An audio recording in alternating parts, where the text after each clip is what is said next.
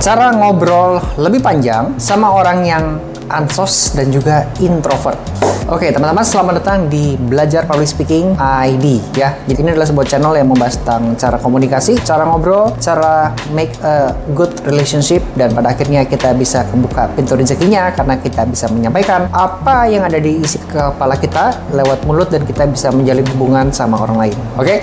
Nah, ini adalah sebuah topik yang gue rangkum ya. Sebenarnya gue sudah melakukan, tapi kayaknya gue nggak punya kesimpulan, gue nggak punya ilmunya, gue nggak punya sebuah teori, dan pada akhirnya gue menemukan sebuah like wisdom kali ya, kebijaksanaan yang ternyata ada teorinya di buku ini dong. Sebentar, buku ini ya, judulnya Storyworthy ya, Storyworthy. Jadi di buku ini basically ya kita membahas cara bercerita, cara melakukan storytelling yang membuat orang tuh tertarik terus-terusan untuk dengerin kita ngomong. Oke? Nah, tapi ya tentunya gue gak akan bahas sebuku itu karena terlalu banyak.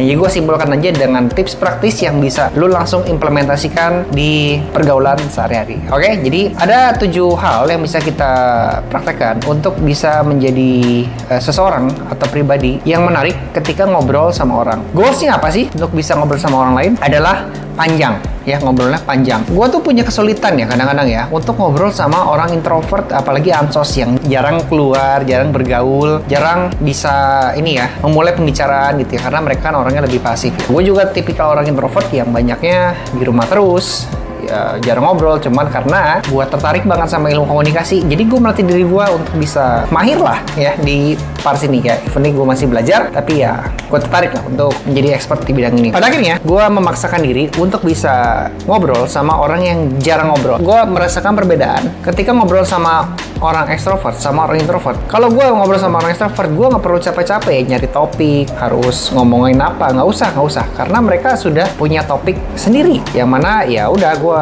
tinggal ngikutin aja flow-nya. Gue jadi pendengar yang baik, ngasih respon, ngasih tambahan informasi kalau memang gue punya, dan mereka bakal ngomong terus-terusan. Dan pembicaraan biasanya nggak berhenti. Ditambah energi mereka itu kan gede banget ya, membuat kita tuh bisa ikutan semangat ya ngobrol sama mereka gitu. Tapi ketika ngobrol sama orang yang pasif, orang yang bingung, nggak tahu mau ngobrolin apa,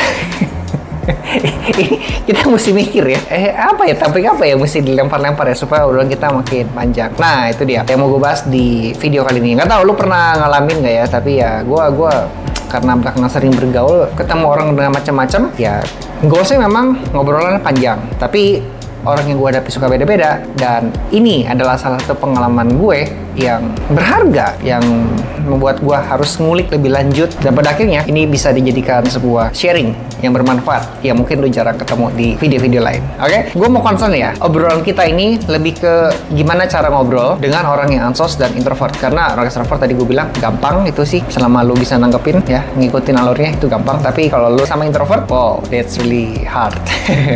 7 teori yang bisa lu implementasikan. Yang pertama adalah become an expert ya. Jadi become an expert. Seperti apa sih ngobrolan dengan become an expert? Gue kasih contohnya dulu ya. Contoh percakapan gini. Lu lempar dulu sebuah topik yang lagi trending ya. Karena trending itu gampang diikutin, gampang diketahui banyak orang, dan biasanya orang-orang yang ansos pun tahu lah topik-topik trending. Ya lu bisa lempar topik gosip, topik berita yang lagi heboh ya, politik itu bisa cukup kita kategorikan sebagai topik trending. Perceraian, perselingkuhan ya kita bisa cari di lambe tura tuh ya. Nah, tapi tentunya gue tidak tertarik ya untuk bahas-bahas perceraian. Tapi kalau gue merasa gue harus tahu sih untuk bisa ngobrol sama banyak orang. Kayaknya info-info seperti ini gue harus update. Nah, yang gue cukup ngikutin dan biasanya orang introvert, khususnya cowok, yang dikatakan bisa trending, itu adalah topik mengenai AI ya. Contohnya begini nih, AI nih. Bro, belakangan tuh AI makin berkembang ya, kayak ChatGPT, DeepSeek, sekarang udah bisa ngerti ya kemauan kita, ngobrolnya juga enak ya. Nah, asiknya juga kadang-kadang mereka bisa ngerti ya gaya bicara kita, dan ketika kita baca artikelnya, mereka tuh kayaknya nyocokin banget ya sama gaya kita ya. Bener nggak sih bro? Nah, kita lempar pertanyaan sama dia. Ya, kalau lu nggak lempar ya dia bingung nanti kapan gue harus ngomong gitu. kita harus ngasih giliran, lu harus lempar. Anggap aja dia merespon. Iya, apalagi kalau AI makin buat personalisasi jawaban ya. Jadi kayak bakal punya asisten AI beneran nih gitu. Nah, lo tanggepin lagi. Iya bener bro, gue juga kerasa nih. Tadinya gue bingung kalau mau nanya sesuatu, nge-schedule sesuatu, minta pendapat harus ke siapa. Nah, sekarang punya AI kayak begini, bener sih kayak merasa punya PA ya, personal assistant ya. Lo sendiri pakai AI sehari buat apa? Nah, gitu ya. Jadi kita yang disebut dengan become an expert adalah lu memberikan informasi tambahan dari topik pembicaraan yang sudah lu lempar sebelumnya ya. Jadi bukan sekedar cuma nanya balik doang, tapi kita kasih info tambahan. Itu yang bisa membuat pembicaraan makin lama makin panjang, makin menarik, dan makin hot. Menurut gue ya, orang ansos, orang introvert pada akhirnya bakal cerewet. Ya, semua akan cerewet pada waktunya. Kenapa mereka nggak cerewet? Karena mereka nggak menemukan lawan bicara yang tepat. Definisi tepat apa sih? Yang mau nanya balik, yang mau dengerin, yang bisa menyesuaikan ritme pembicaraan, yang lambatnya sama mungkin atau tempo cepatnya sama, yang merespon dengan seksama ya. Jadi banyak kali kalau orang extrovert yang gue perhatikan, kalau ngobrol sama orang introvert, kenapa introvert jadi cenderung pendiam? Karena tuh kan mereka nggak punya rasa nggak enakan, takut salah ngomong, takut kata-katanya ada yang nggak pas, bikin orang baper atau tersinggung. Jadi too much thinking ya, karena kan mereka punya bakat mengamati. Nah, makanya mereka lebih cenderung jarang ngomong ketimbang orang extrovert karena takut bikin orang sakit hati. Makanya, kalau kita bisa memberikan mereka kesempatan bicara, dan ada bagusnya juga kita bisa memberikan something like permission ya. Permission atau izin. Bro, lu mah ngomong santai aja sama gua aman lah. Jadi, lu mau ngomong pakai gue lu mau ngomong kasar, gua welcome ya, is okay ya. Jadi, lu harus kayak ngasih kayak permission kayak begitu. Dan ketika lu ngasih permission kayak gitu, mereka akan lebih tenang dan lebih bisa all out dalam berbicara. Itu yang gue rasain. Ya, itu yang pertama ya, become an expert ya. Plus bahan tambahan, how to make a trigger supaya mereka bisa ngobrol lebih banyak ya. Kasih permission, kadang-kadang lu juga bisa juga ngomong ke mereka, bro gue paham sih lu kayaknya orangnya hati-hati ya pas ngomong ya, pas mikir ya, pas bicara ya, pas bertindak ya. It's okay ya bro ya, kalau sama gue sih gue mah oke-oke aja. Jadi lu jangan sampai merasa ini ya, nggak enak hati ya sama gue, nanti lu jadi nggak nyaman sama diri sendiri sama gue. Jadi kita ngobrol jadi nggak asik nih. Udah santai aja lah, lepas aja gitu. Lu kasih bilang gitu ke mereka. Ya gue bisa ngomong kayak begini karena guanya sendiri introvert, jadi gue merasakan ya. Nah sekarang kan gue sudah mulai berpindah dari introvert ke ambivert, dan pada akhirnya ya gue bisa melakukan hal seperti ini.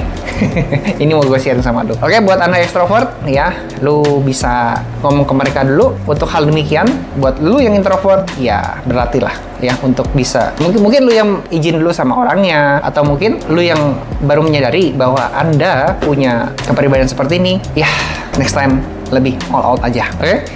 Nah, next kita masuk ke teori yang kedua. Ada yang namanya the curiosity loop ya, bikin orang penasaran. Contohnya kayak gimana sih? Ya, lu tahu nggak? Ada cara ngobrol yang bikin orang kepo banget dan nggak bisa berhenti ngomong. Nih, lu ngomong ke mereka, bro, ada loh cara orang ngobrol yang bisa bikin orang kepo banget dan nggak bisa berhenti ngomong. Oh, apa tuh? Penasaran dong? Ya kan curiosity loop kan? Jadi, lu jelasin. Jadi gini bro, tekniknya itu curiosity loop. Intinya kita kasih info ngegantung lah, biar orang kepengen tahu lebih lanjut ya. Lu pernah ngerasain nggak? Ya, misalnya pas lagi nonton film, terus ada sebuah cliffhanger nih ya. Jadi filmnya kayak digantung gitu. Dan lu kayak makin penasaran, nggak bisa stop. Nah, filmnya justru jahat ya, bikin kita makin penasaran. Aduh, gimana deh akhirnya nih?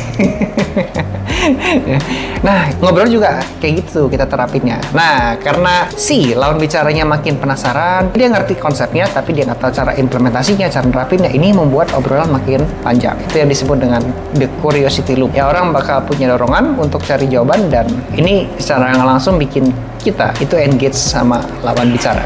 Oke? Paham ya?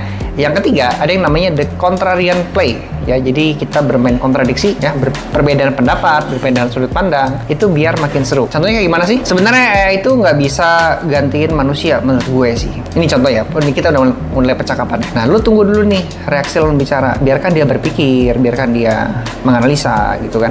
Anggap dia merespon, kenapa lu mikir gitu? Ya, lu jawab. Karena ya itu nggak punya empati. Bahkan kalau bisa ngomong kayak manusia pun masih tetap beda. Setuju nggak? Nah, lu ngomong gitu. Ya, inget ya, jadi apapun tekniknya, lu harus lempar balik sebuah pertanyaan.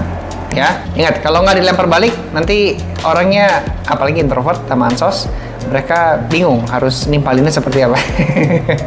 Ingat ya, harus lempar balik. Oke? Nah, itu yang disebut dengan the contrarian play. Nah, next teknik yang keempat, ada yang namanya the story trigger. Ya, kita bisa mulai dengan cerita menarik ya. Contohnya kayak begini. Gue pernah lihat satu kasus unik di Jepang ya. AI dipakai buat nemenin orang tua yang kesepian. Wih.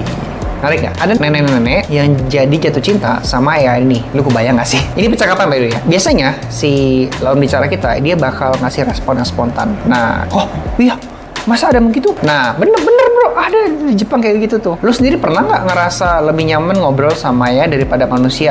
Oh iya bener sih bro, gue kadang-kadang kalau kesepian ngobrol sama bini gue, ngobrol sama teman gue nggak nyambung, ya sudah gue nggak sama ya aja. Gitu.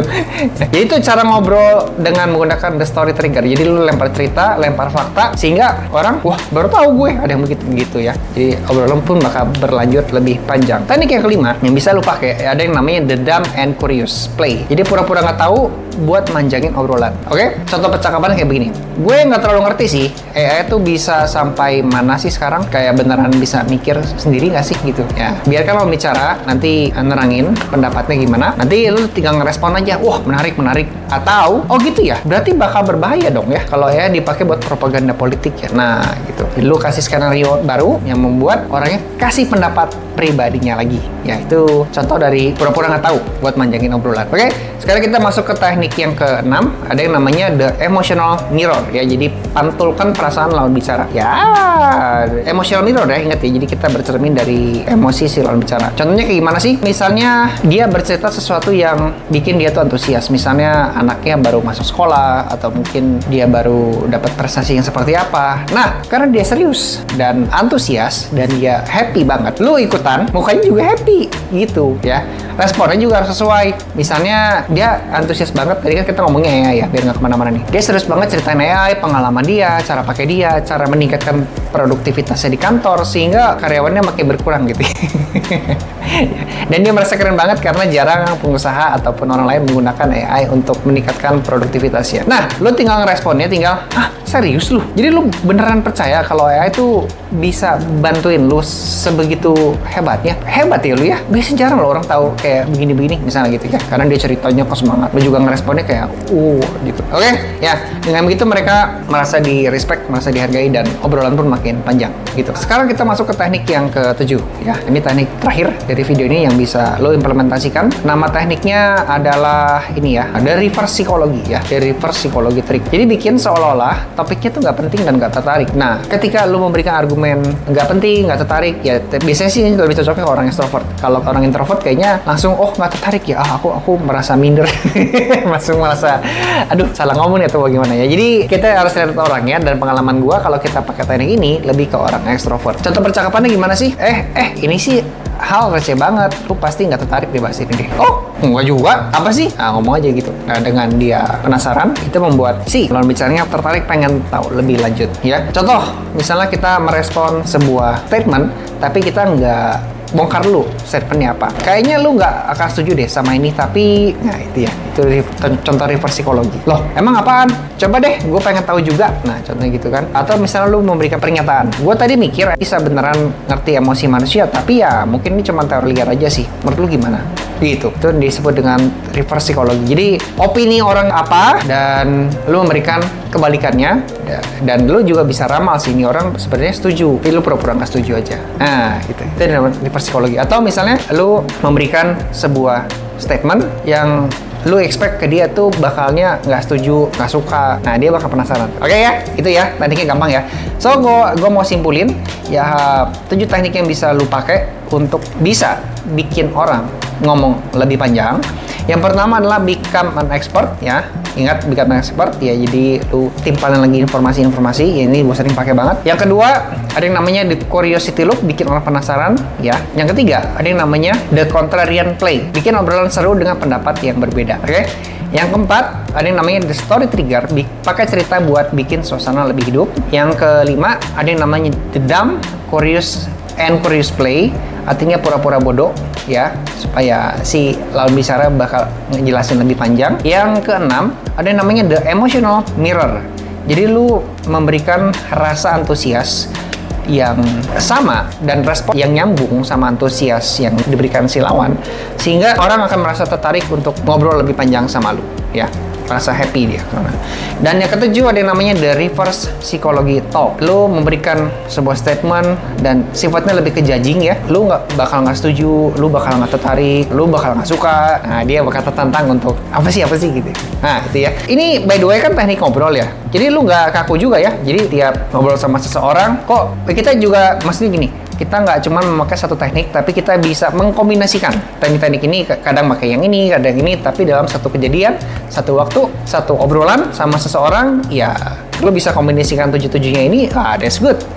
Ya, obrolan makin panjang, makin bervariasi, dan ini bakal berlaku untuk semua orang. Nggak cuman orang ekstrovert aja, tapi introvert ataupun ansos sekalian ya. Kita mau pakai teknik ini, wow, that's good. That's good, ya. Tambahan, guys. Ini gue jadi baru kepikir ya. Tambahannya apa? Make sure dia juga punya waktu dan fokus, ya. Jadi, lo bisa kasih permission, bilang dia ke dia dulu, bro, lo ada waktu nggak nih untuk ngobrol sama gue? Ya, kalau ada waktu, lo ada janji lagi ya, gue pengen tahu nih. Jadi biar kita obrolannya lebih ini ya, lebih fokus ya. Gitu ya. Jadi kita lo bisa tanya dulu ada jadwal lagi nggak, apa lagi nggak. Jangan sampai pas obrolan dia tuh fokusnya sering kali teralihkan karena ada janji lagi sama berikutnya. Dan make sure lo lihat dia punya mata, eye contact. Apakah dia akan keep eye contact terus sama kita atau dia dikit-dikit lihat handphone, lihat jam, resah. Dan kalau sudah sampai di sana, lo harus sadar bahwa obrolan ini bakal menjadi makin sulit, ya, makin kemana-mana karena si lawan bicara kita udah nggak fokus ya. Lebih baik sih kalau begitu, kalau menurut gue itu tinggalin aja, ya, di-cut aja langsung daripada maksain, berusaha pengen panjang tapi nggak asik rasanya, ya. Itu dia untuk tips kali ini, semoga bermanfaat ya dan membantu kita semua untuk bisa ngobrol lebih asik, lebih panjang. Teman-teman, gue mau info, gue juga punya e-course, ya, gue juga punya course private tentang public speaking, tentang komunikasi. So, buat teman-teman semua yang pengen improve cara bergaul, cara membuat diri kita lebih asik dalam networking, dan pada akhirnya kita bisa lebih asik, lebih nggak kesepian ya, lebih hidup lebih berwarna, lebih beragam. Lo bisa cek link di bawah sini ya, di deskripsi nih, di bawah sini nih. Ya, gue punya macam-macam e-course ya. Ya, siapa tahu dan cocok lah. Bisa improve lo punya kepribadian, self development, dan ini cocok buat lo semua yang punya growth mindset, pengen berkembang setiap hari makin lebih baik lagi. Sampai jumpa di video berikutnya, dan jangan lupa di-subscribe, nyalain tombol loncengnya. I will see you in the next video. Kalau mau nanya sesuatu, komen aja di bawah.